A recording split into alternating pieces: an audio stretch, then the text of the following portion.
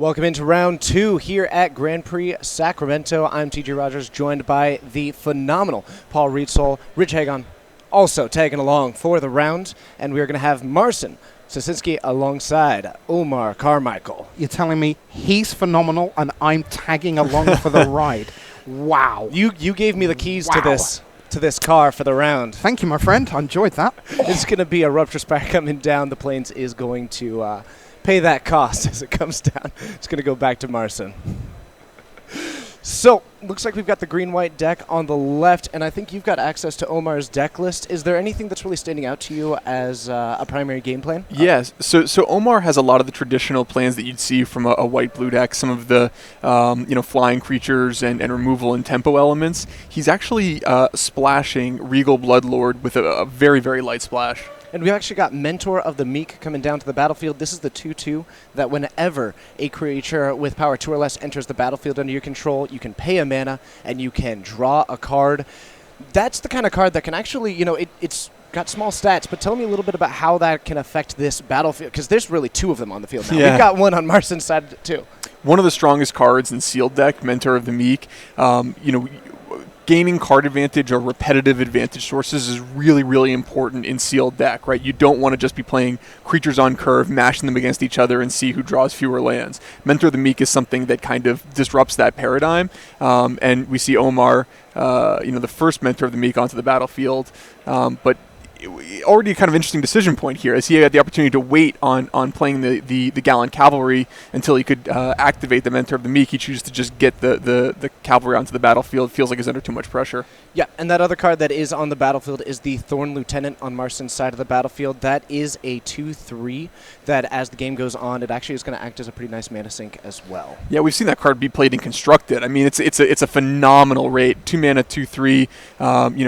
If it dies to removal, you obviously get a residual Elf Warrior. And one thing that you're going to see over and over again as a repetitive theme in sealed deck is people valuing cards that are mana sinks, right? So that activated ability, meaning that Thorn Lieutenant is a curve filler for turn 2, but late in the game becomes a pretty massive threat that Omar's going to have to deal with. Exactly the kind of card that you're really excited to have in your sealed deck. Yeah, and just to clarify, Magic's full of jargon. So a mana sink, S-I-N-K, we are talking about the idea that you sink your mana, basically as much as you've got on a lot of occasions, into a card. 6 at a time gets you +4/+4. So you do it again, it's not a tap ability. Or Banefire, that's a mana sink. It's red, and then as many as you've got. Yeah, and so many times we see, especially in games of limited, what do you hear at your local game store? Oh, I got mana flooded, right? I drew too many lands and I wasn't able to use them. So having those sorts of cards that make lands 6, 7, 8, and more useful to you, have some utility, is really valuable. Looks like we've got a suspicious bookcase joining the battlefield for Marcin. That Have was we? able to. Have we, though? I mean, it looks. I'm wondering. It looks like a bookcase to me. You've not done around with me before, have you? Oh, I actually I did one in Seattle with you. Regretting your life choices? Not yet. Okay, Yeah. I'll work on that. So we've got these Vigilance Knights that are going to go ahead and attack on in alongside the Mentor of the Meek, that Pegasus Courser joining the battlefield. That's going to start jumping them, but with the opposing creatures only being a 2/2 and that bookcase, seems like a pretty nice attack. Yeah, so again, interesting decision points in terms of these early combat, navigation for Omar. Omar offers the trade up of the Mentor with Marcin. Marcin gladly takes the trade. If you notice, Marcin actually missed a land drop on his 4th turn, so his Mentor of the Meek was likely to be less valuable than Omar's as the game went along, and so Marcin, happy to get those Mentors off the battlefield. His Mentor's already drawn him a card, Marcin's has, and Marcin wants to kind of try to find some lands here to be able to deal with Omar's creatures. And this Thorn Lieutenant going to keep on just swinging in, being a 2/3. The attacks have been relatively safe, and we've just seen it perpetually continuing to try and get itself into the red zone as opposed to hanging back. Yeah, and you'll see something that is kind of a good play there by Marcin, right? Omar has some blocks he could make with Pegasus Courser, maybe some double blocks with the Cavalry, but green, white is representing a tremendous amount of possible tricks, and Omar doesn't want to risk losing any of his valuable creatures. And that's going to be a Star-Crowned Stag coming down to the battlefield for Omar. Now, this is actually, I'm told, a pretty phenomenal card. Yeah, I mean, at a 4-mana 3/3 rate, you're already getting a reasonable deal for your creature, but that triggered ability allowing it to tap one of the defender's creatures when it attacks means that it's going to mess up all of Marcin's defensive combat math. He's going to have to over-prepare for Omar's next attack, and when you combine something like Star Crown Stag with, bounce spells or other kinds of removal, all of a sudden Marcin's carefully crafted defensive blockade can get ripped apart in a matter of seconds. Especially with only that singular blocker on Marcin's side of the battlefield when that Pegasus Courser is on both sides of the battlefield. So there's a comment in chat. Won't name the person because they're going to be quite negative, and that's okay, but I want to address it. Too many people cheat at these events. These decks aren't even real half the time. They just slip in good cards. So I just want to take a moment to let you know how this works in the room. The Channel Fireball staff register every pool. That's the first thing that happens. That's in the weeks before the event. They will then hand out at random all the pools to the players. The players then get to look through the list, and then they hand it to another player who's sitting opposite them or beside them at the tables, depending how the head judge chooses to do it. That player then confirms that every card that was in the box is on the list, and that no cards that are on the list are not in the box. And then those cards are handed back to the player whose job it is to build the deck, and then they build the deck. And then there are deck lists which are handed in, and judges have those throughout the day. And then, obviously, it is still possible you could decide to put any number of exciting mythic rares in your deck, but they will not add up to the deck list that has been handed into the judges. So we're, for example, looking now at 6 players' deck lists at this round, as we'll continue to do. We see Titanic growth occurring. So anyway, that's the shape of how decks are dealt with. So we just saw the Thorn Lieutenant attack on in, a 2-3 attacking into an open 3-3, like you said earlier, representing a trick. We see the block, we see the Titanic growth, and in response, Omar uses a Disperse, returning that Star Crown Stag to his hand to redeploy at a later time. So like you said earlier, the possibility of having that open mana representing a lot, we really see, Omar try to call him on it, and Marcin was able to deliver. Yeah, and Marcin could not have been thrilled when Omar just immediately blocked his 2-3 with the Star Crown Stag. Omar has demonstrated through his previous actions that he respects the possibility of Marcin having combat tricks in his hand, and Omar still made that block, which would have screamed that Omar had something like a Disperse in his hand. But Marcin, by making the attack, was committed to follow through on the action and is pretty far behind from a tempo perspective. And here we are going to get the Dryad Greenseeker down on the battlefield. This has been a phenomenal card. A lot of people comparing it to sort of a Courser of Kruphix in some ways for what it's able to do to this game. How do you feel about how this is going to impact the board? Yeah, again, in sealed deck, I think it's just absolutely a phenomenal bomb. And we actually do see Take Vengeance also coming in at that Thorn Lieutenant. That is going to bring in one of those 1/1 elves that we talked about, the ability of that Thorn Lieutenant when it gets targeted by an ability. It creates a 1/1, so actually very difficult to efficiently remove that card. Yeah, and interesting sequencing here from Omar, electing to take Vengeance before combat steps. That's going to allow Marcin to put that Elf Warrior into combat if he wants. As opposed to when the Thorn Lieutenant was actually tapped from the previous attack. No, one of the things that Omar could have done here is chosen to get his attack step, finish that, and then take Vengeance, the Thorn Lieutenant, which would prevent that Elf Warrior from entering combat right away. So Omar, I think, obviously valued getting the Thorn Lieutenant off the battlefield as quickly as possible, but maybe that was a chance where he could have waited a little bit longer. Gotcha. So we see the Bookcase getting in front of one knight. We see the Dread Greenseeker and the Pegasus Courser getting in front of the other. That's 2 1/3s up against a 2/2, so that is going to end up pretty nicely for Marcin. And now we've got this elf, and looks like there's a follow-up play here from Omar in the second main phase. Ooh. So it's going to be the Regal Bloodlord coming down to the battlefield. You talked about this splash earlier and what it could do for this game. We haven't seen a whole lot of the life gain aspects yet, but still a 2/4 flyer. Yeah, 2/4 flyer it looks pretty strong on this battlefield as it is, and obviously if Omar has any sort of ways to gain life, repetitive life advantage, he can really start to press his advantage in this game. Marcin, though, I really like the way that he has fought through his mana light situation here, and he's still in it. What's also cool is, by the looks of things, there's another Pegasus Courser in hand for Marcin. So if that comes out and teams up, then you've got essentially more than enough to get in the way of the Regal Bloodlord quite happily. He's interesting. So we're actually going to get aggressive on this turn. It's going to be the Pegasus Courser and that Elf Warrior attacking in. Omar at 12, going to go down to 10 after this exchange. No blocks. Was still holding up that mana. And it seems like Marcin's really just taking a more aggressive route in this game, maybe just trying to beat the beatdown. Yeah, you know, he doesn't have the lands to deploy a lot of the more expensive cards in the format, so he just wants to get the game over with before something horrible happens.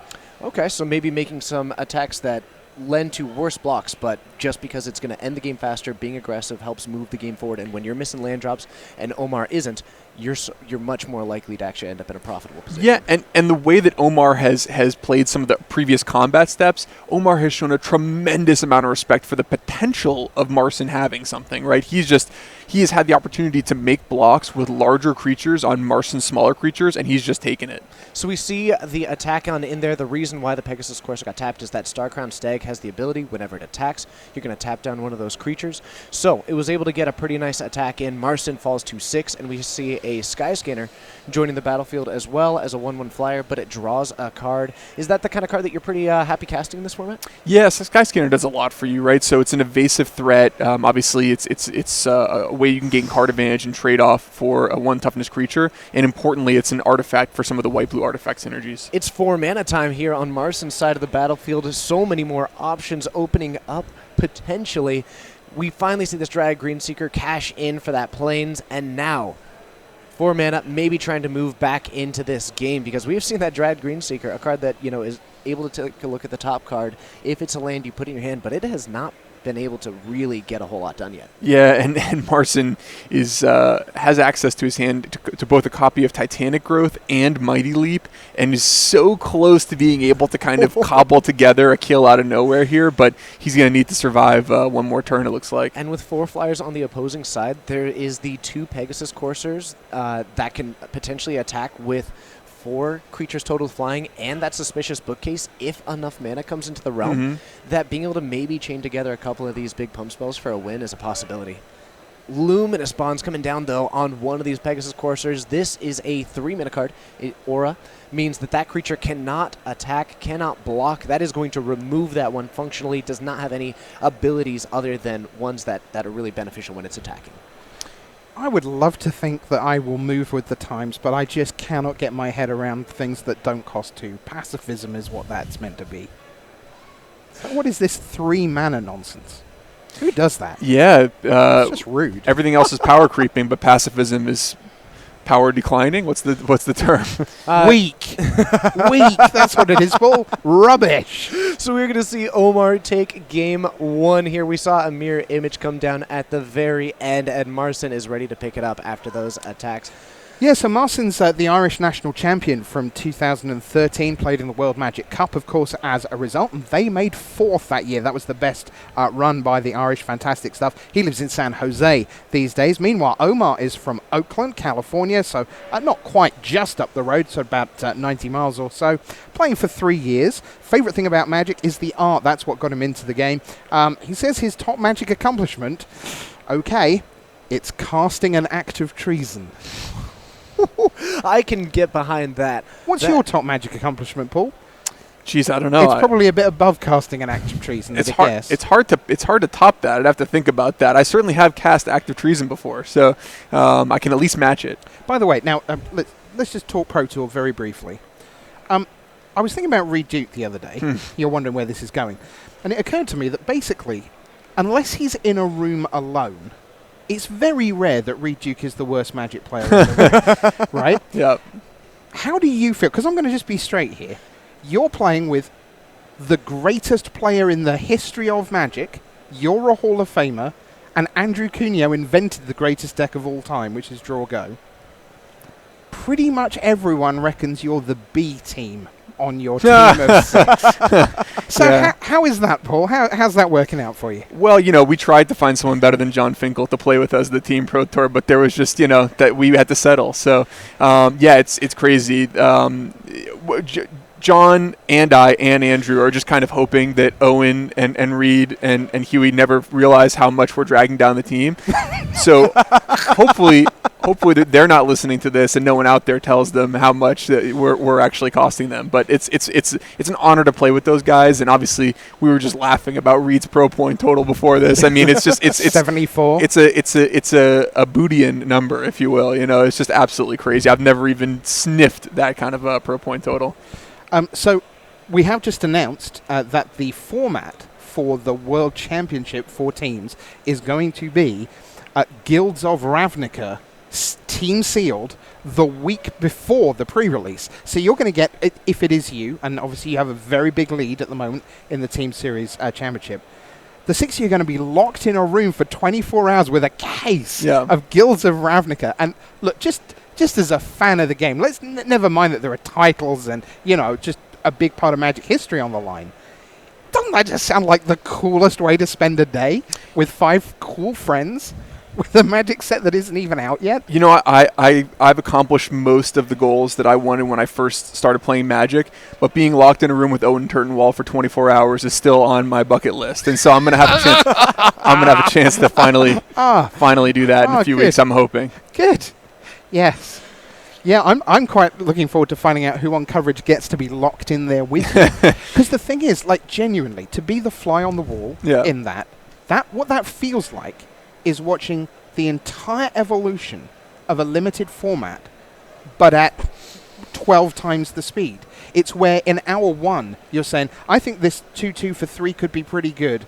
And by an hour and a half in, you're all like off it completely. And then, oh no, but only in green-blue. Or, yes, but it only works in the enchantment deck. And you're just basically going to spend 3 months' worth of limited Magic in a day. Yeah, and then put it all on the line. It's a daunting challenge. I hope that we're able to be successful enough in 2 weeks in Minneapolis that we get a chance to participate.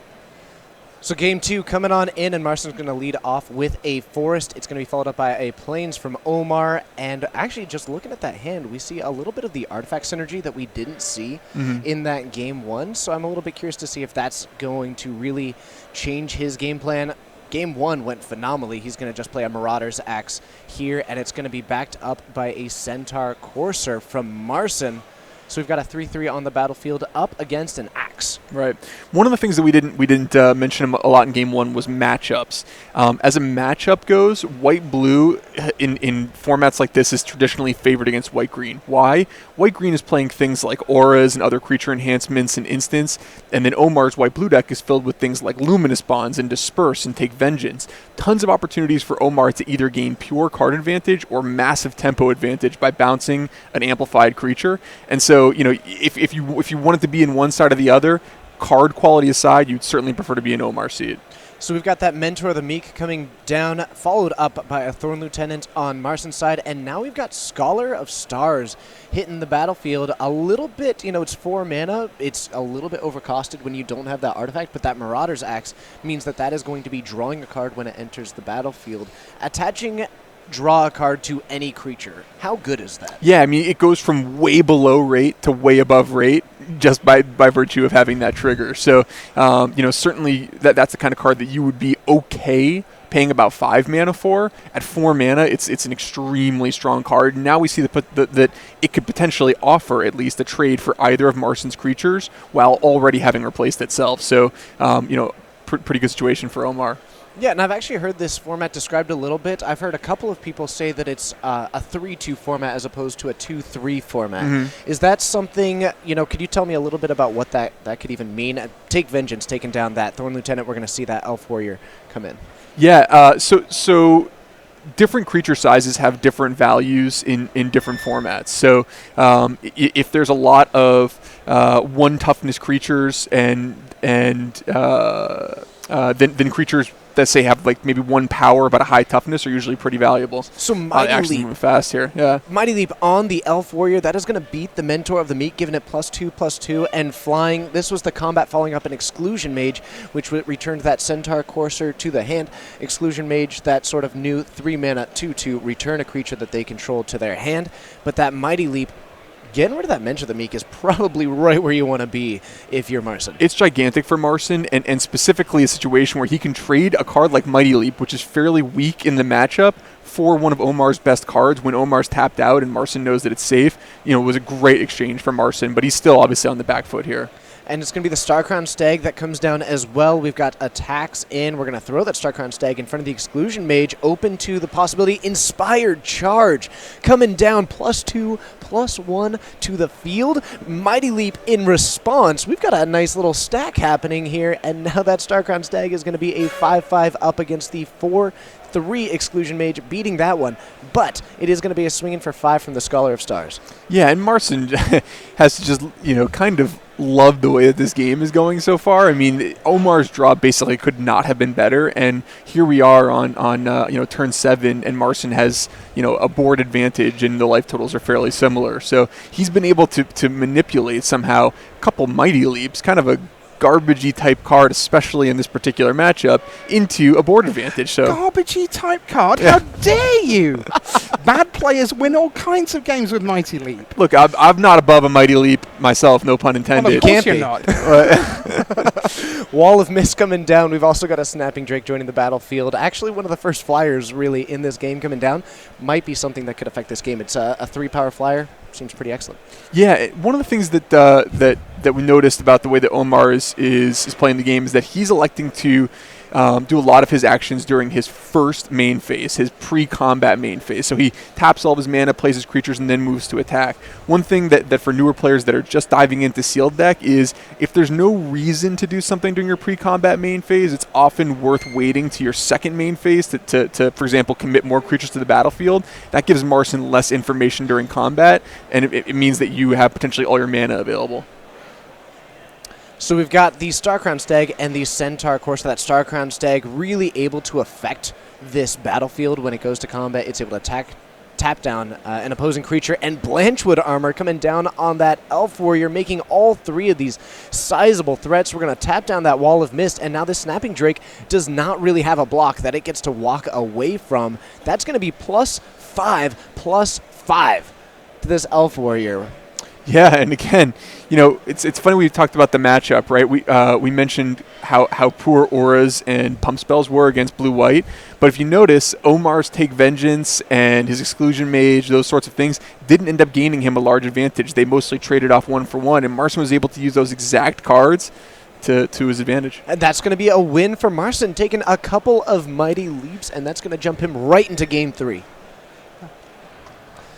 All right.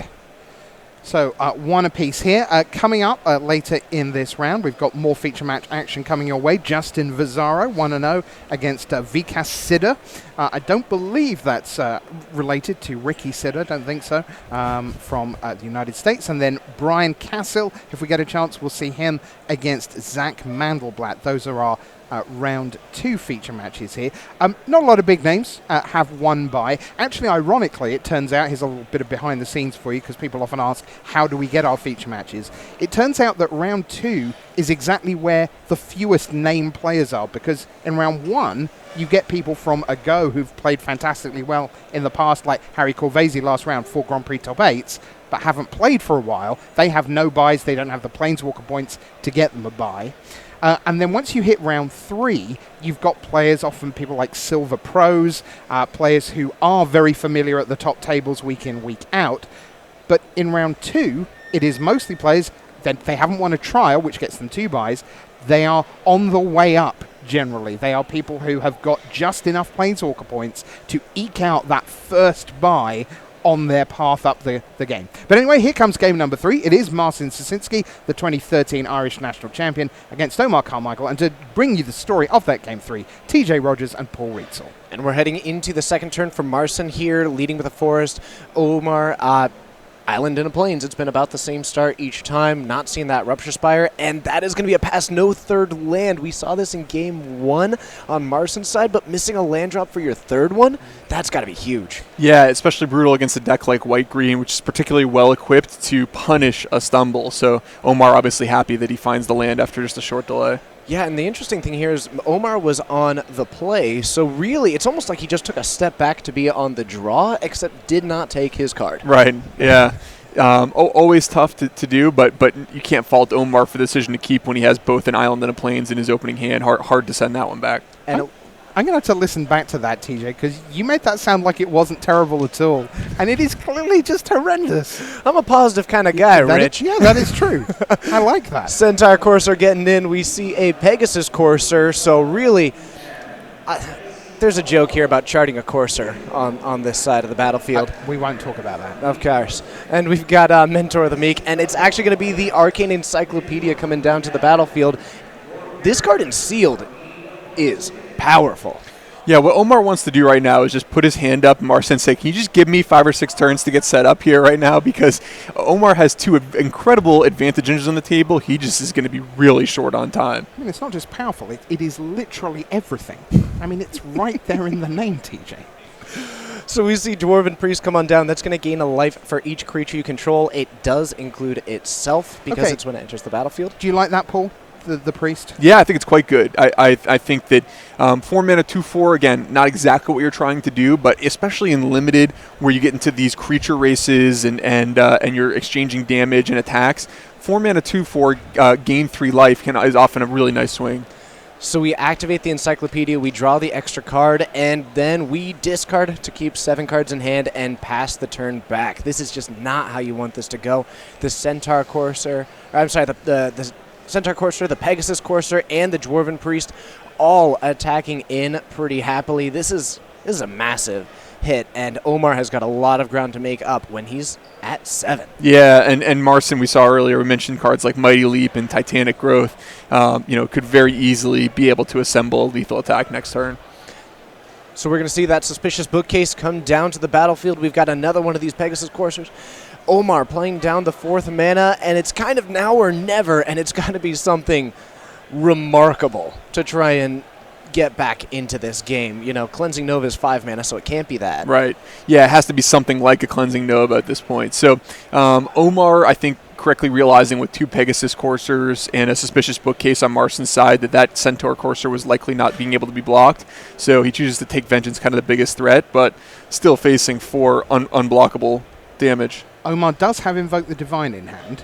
Could take down the Bookcase. And gain 4 life. Yep. So that may not be a terrible use of his following turn. Could take down the Encyclopedia, too.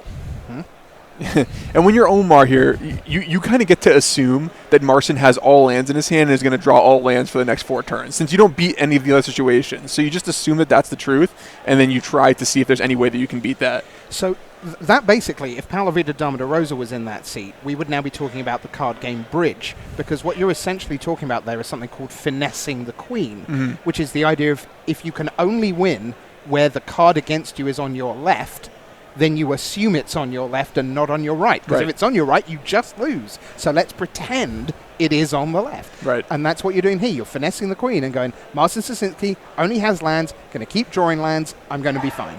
So Disperse takes down the Dwarven Priest. That goes back to hand. That does mean that some life gain comes back down, but Omar cannot worry about that right now. It's survive, then figure out your game plan. Yep. Snapping Drake joins the battlefield alongside that Mentor of the Meek. We do now have 5 lands on Omar's side of the battlefield. Things starting to move into a more positive direction.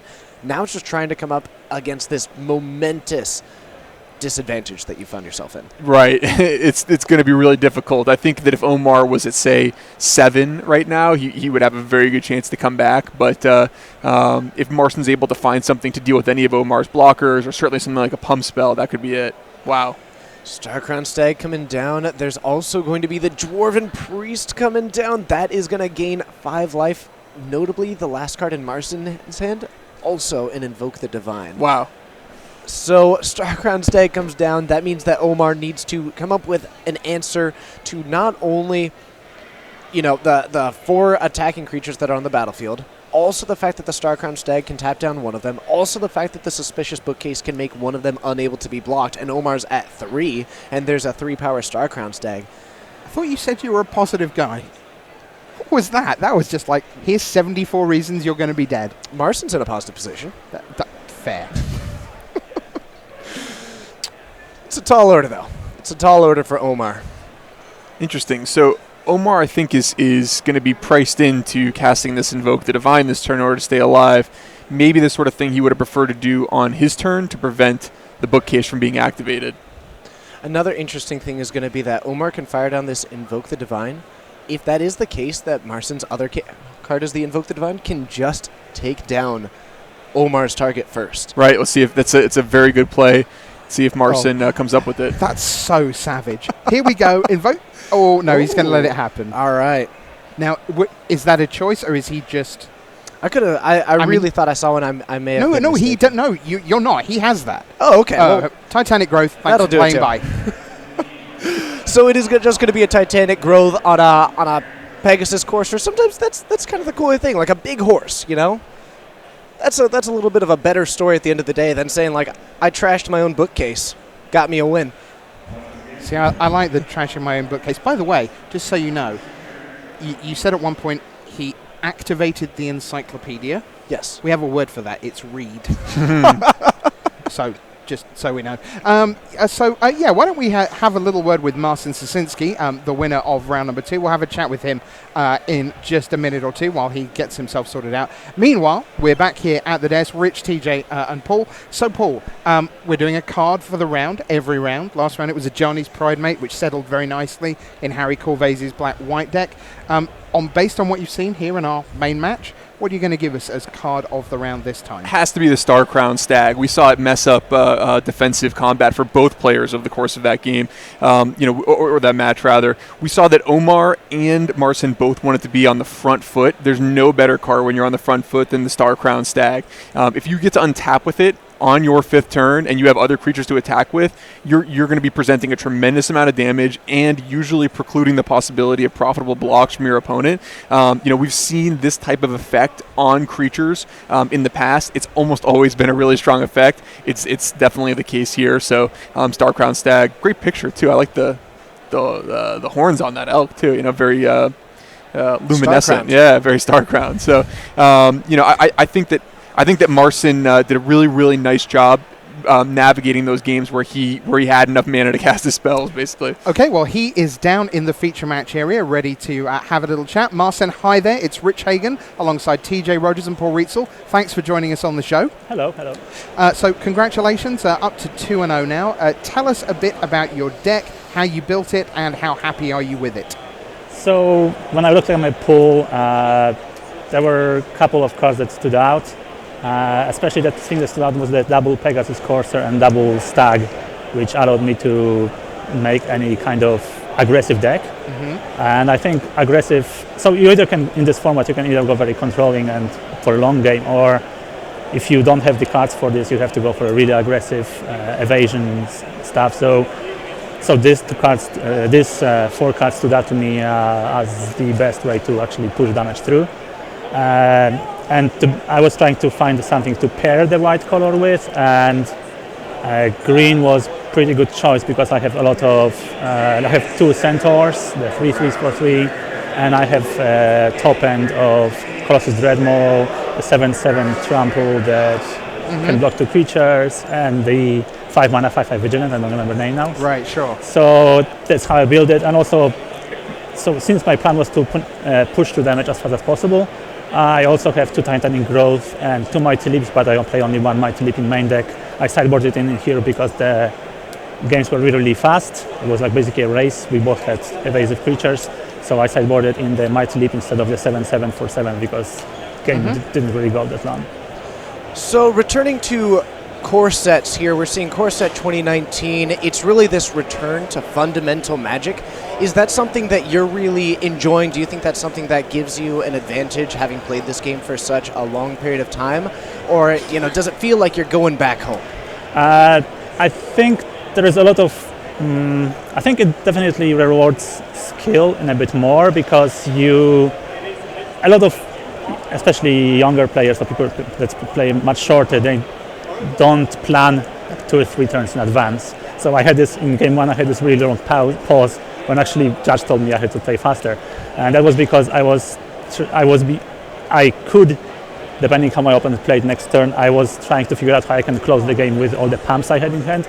I had the Titanic Growth and Mighty Leap in my hand, which made I could, if I drew the 4th land, I could actually push through lethal damage in the air. So I think I need to figure out how much I have to leave for blocking to not die, and what kind of tricks I can play around. So I think the core sets are more game like you have the game actually happens on the table because the cards that you have are usually much weaker. So planning ahead and figuring how the blocks can work out, I think rewards more players that play much longer. Marcin, Paul Rietzel here. What I want to know is this: are you the kind of person who, if you don't have Titanic Growth or Mighty Leap in your hand, will still make an attack into a larger creature? Yes, I do. As long as the creature that might block me and kill me is way more worth much more than my 2/2 whatever that already got the value, because opponent is, especially at the beginning of the game when the opponents are usually more likely to take the damage because they are at 20. Right, okay, great stuff. Well, congratulations, 2-0. You've got the target literally on you. So good luck with the remaining matches. We'll hope to see you again in the feature match area. Marcin Sosinski. Thank you very much. Thanks, Marcin. All right, so there we go. He's successfully through to 3-0. More players are doing that right now behind us, and we've got more of that lined up after our break here. We're going to be bringing you more feature match action and looking at our feature match area. Justin Vizara against Vikas Sidder, Brian Cassill against Zach Mandelblatt coming your way. We'll bring you as much Magic as we can, which means it's time for me to shut up and you to watch this.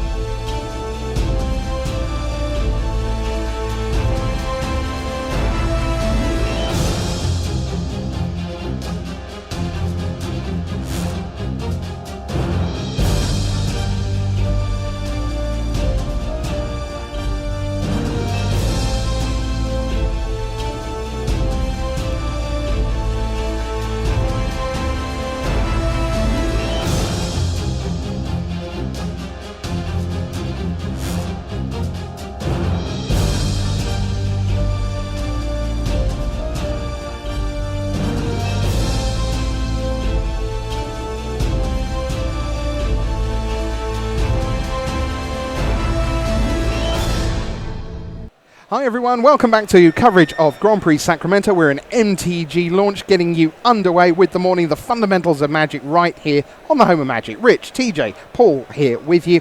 We've already seen all of round one. We're halfway through, we're actually a long way past halfway through round two, which means it's time for Time Walk. So let's head back down to the feature match area and we're going to see Brian Cassell against Zach Mandelblatt. We're going to play things a little bit faster than real time to show you as much Magic as we can. Here's TJ and Paul with the call.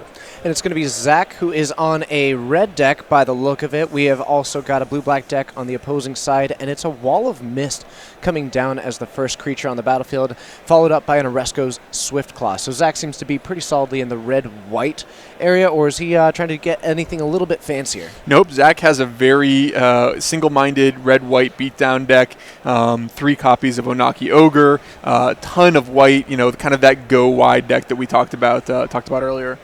So let me ask you something. Attacking with the Oresco Swiftclaw into a 0/5 wall.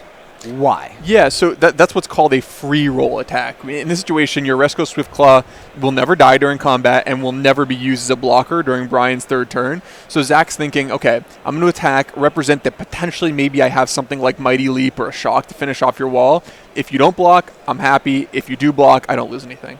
And we're going to see another attack on in. We see the 0/5 wall get in front of the 4/2 Ogre. Oresco Swiftclaw able to get in some damage, and it's going to be a Sky Scanner to follow it up. We've been curving out pretty nicely. God, but this Wall of Mist, it's being made to look so good. That is currently 1 and a blue, gain 7 life.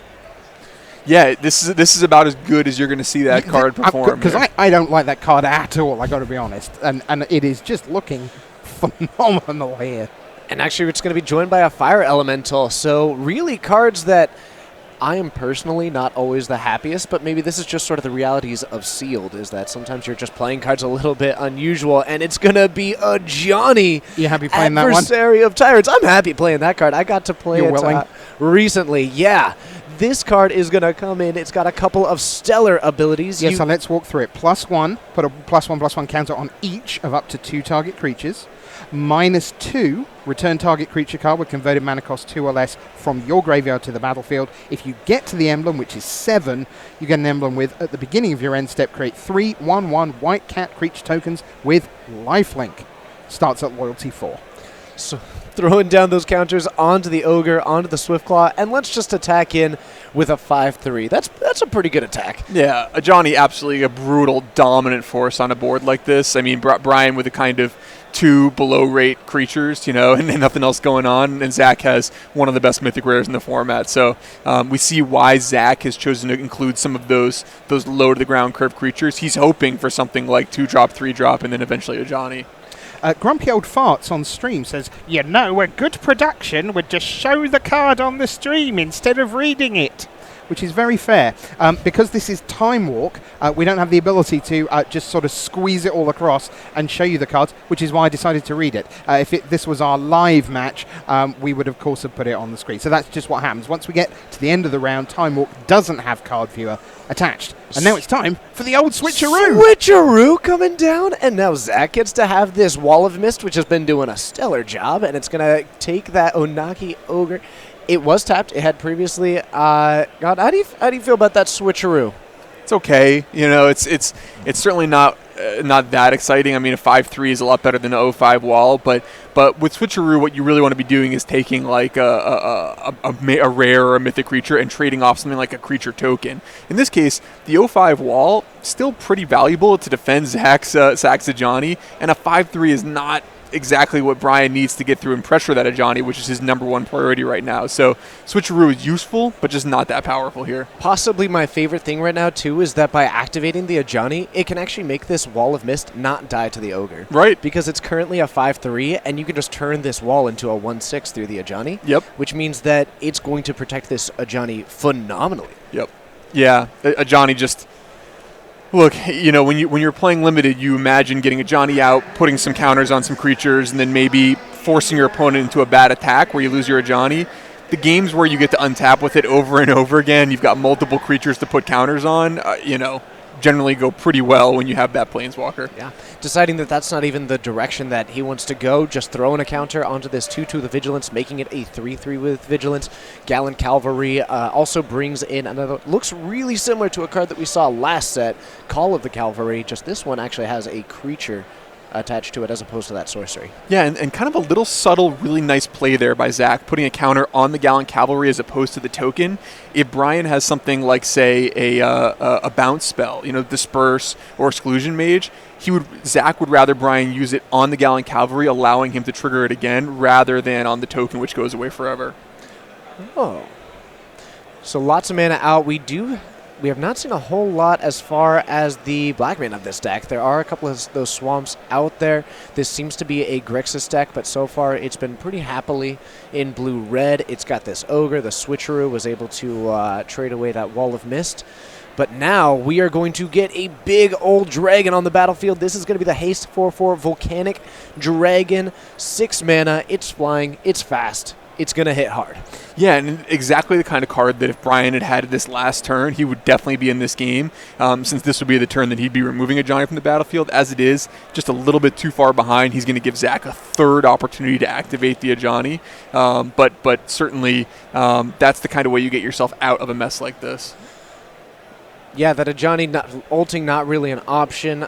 There's some consideration. You could minus it to get back to a Resco Swiftclaw, but is that even a card that's valuable enough for you? No, I think that he just wants to continue to tick it up. I think that buffing the Knight and buffing the Sky Scanner here is both really, really valuable. And Zach, I think really is kind of navigating this perfectly in terms of how he uses the Ajani. And he now has 3 really good-looking attackers into a 5/3.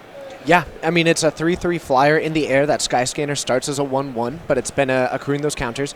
And both of these Knights, they have Vigilance, so they'll be just as adept at blocking if Brian were to choose not to. But now that makes the decision so difficult. You can't just hope to swing back. Right. And Brian's down to 10, and before this swing. Yeah, tough spot here for Brian. His deck looks a little bit underpowered to me. He was forced to dip into a splash of blue for Wall of Mist and Switcheroo, and as well as Tezzeret, the Artifice Master, which is obviously a little bit of a stronger card. And even still, despite being in a 3-color deck, is playing 18 lands and a Manalith and 2 copies of Fire Elemental. So, a lot of kind of vanilla for Brian. So we are going to see Zach take that one, and it is going to be Brian who is leading his way into Game 2, and it's going to be a mountain, and it's going to be an island. Wasn't this a red-white deck last time that we saw it? Yeah, so Zach's Game 1 configuration here of Boros, Zach has obviously decided to make a change here, so pretty interesting. Did we just swap to blue-white right off the bat? Is this going to be a pool that was able to build 2 decks? And so Brian may have made these sideboarding decisions purely based on surviving this aggressive attack, and now Zach has just taken an absolute other direction. And and it's so rare that you win Game 1 and then decide that you need a completely different deck. So it's Boggart Brute on the battlefield. This is a 3/2 for 3 with Menace, which is the ability that it cannot be blocked except by 2 or more creatures. We actually see both that mechanic and sort of the inverse of that in this set with things like the Bristling Boar, which we might see later. Mm-hmm. It's attacking into the Sky Scanner, which doesn't have a whole lot to say about it. It's just going to be keeping an eye on everything. And it's another Boggart Brute coming down to the battlefield.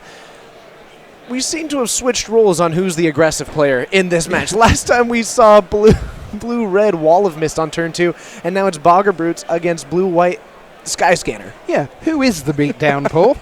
Yeah, good question. So I'm blown away by Zach changing colors. So this is something we will not see any of tomorrow, really, right? When people draft the deck, they draft 2 colors. In sealed deck, remember, the players have their card pools fairly evenly distributed across all of the colors. Obviously, not an exact distribution, but that means that you might see people like Zach identify that something in their main deck is deficient or doesn't match up well against their opponent's main deck plan. In this case, Zach, 3 copies of Anaka Ogre, 2 Viashino Pyromancers, thought, those are kind of mediocre kind of cards, and they don't match up well against walls and removal spells. So Zach goes into his blue, which has stuff like Cancel, Divination, Wind Reader Sphinx, which match up a lot better against that kind of slower blue-red deck, or black-red deck, excuse me.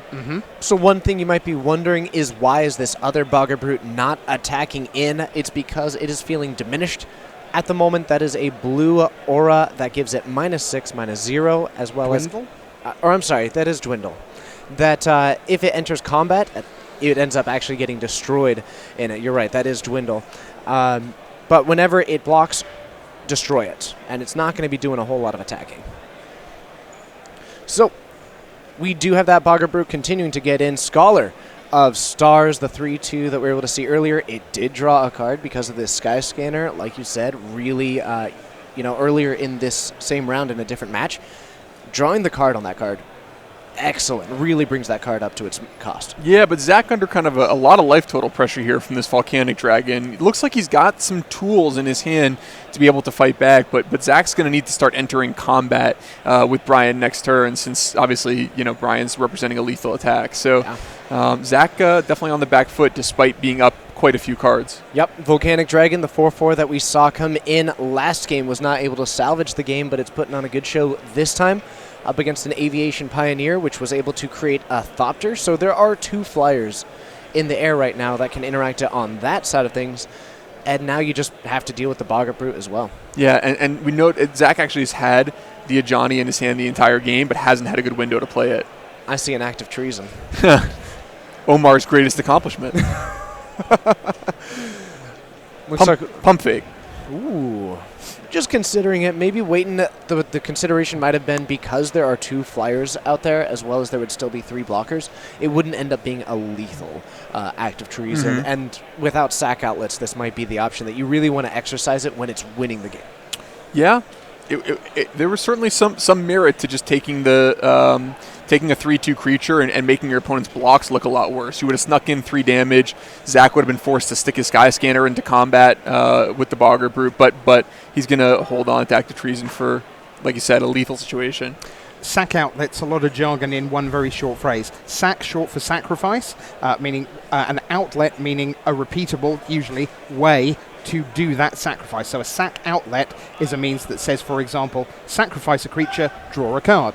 That's a sack outlet. Something like a Ravenous Harpy or a Brawlbash Ogre in this format. Meanwhile, Colossal Dreadmaw, 6/6, trample for 6. It's very clean. It's back again. That card's great. It looks good, and it's just going to be... I'm a fan of dinosaurs. They are by far my favorite animal, and it's going to be dominating this battlefield when it comes to stats.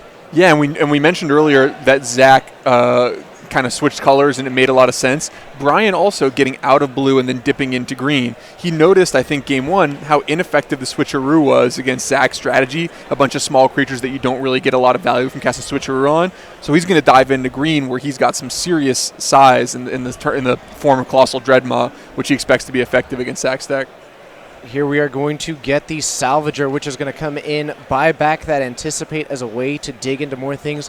Yeah, it's really curious because both of these players went into the sideboard, made some very significant changes that would address what they played in game 1, and both of them did it. So now it's functionally another game 1 in a lot of ways, because they're really built to play against a deck that they're not currently against. Right, and Brian, obviously with a major advantage here in that the aforementioned Act of Treason, which I think probably threatens, if not lethal, very close to it this turn, means that we probably will see a game 3, and it'll be interesting to see what colors do the players show up with for game 3. The whole rainbow is available to them. So we see this Act of Treason. There isn't now a Surge Mare on the battlefield. That's the card that we saw cast. It's a 0/5 that when it deals damage to an opponent, that you can draw a card, and it's got this 2-mana ability to really start moving it into then being a 2/3, then being a 4/1. So now we're seeing this this nice attack in Act of Treason, taking a look, and it is going to be the Dragon. It's going to be the Scanner. Both of these attacking in. That's a hit for 5 that's guaranteed, and otherwise we've got this Trampling Dreadmaw. It's very notable to remember that card's got Trample. Yeah, nice block here from Zach. Zach triple blocks the Colossal Dreadmaw, preventing any trample damage, and is able to just he loses the mare, but he's only going to take 5 and go to 2 this turn. So Zach with a bunch of cards in his hand, similar situation to the last match we discussed. Zach gets the plan for Brian to have nothing more. So much for that. Fel Spectre, whenever you discard a card, lose 2. Fel Spectre, when it enters the battlefield, that's a 1/3. Your opponent discards a card. It also has this other ability of whenever they discard a card, they lose 2 life. Well, Zach was down to 2. That was just, the only situation that goes well is if Zach is empty-handed. Yeah.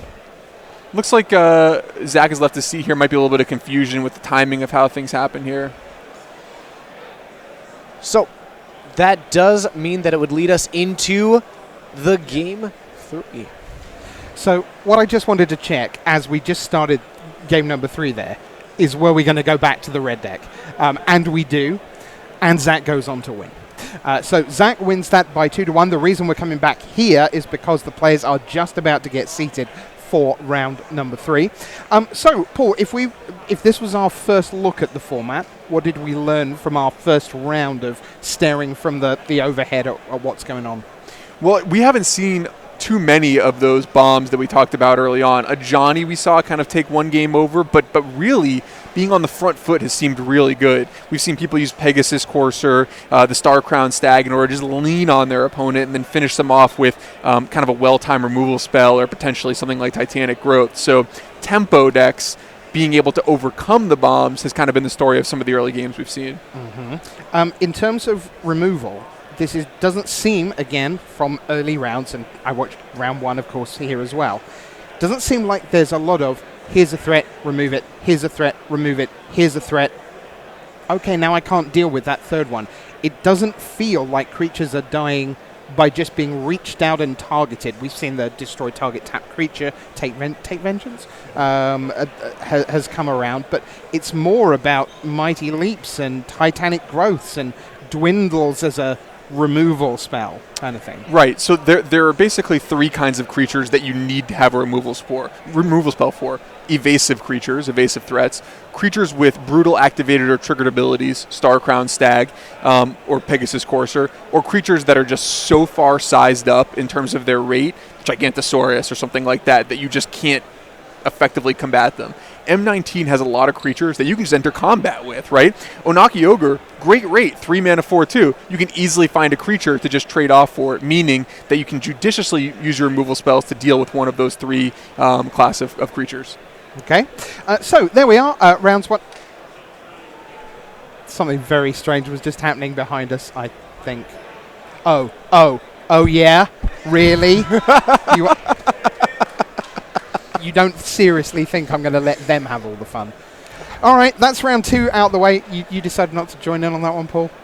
Hard to imagine. I have done all of my Macarenas for my life so far, but, we'll see. We got 15 rounds, so I got some time. It's early. All right, take care. We will be back with round number 3. MTG Launch continues right after these messages.